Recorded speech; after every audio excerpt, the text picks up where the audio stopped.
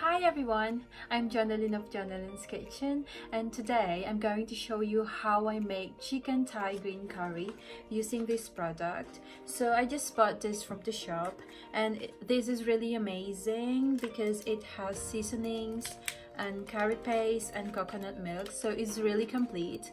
So I'm going to show you how to use it, and I'm also going to add some more vegetables like baby potatoes, peppers and beans. So I'm going to show you how to do my version of chicken Thai green curry using this product.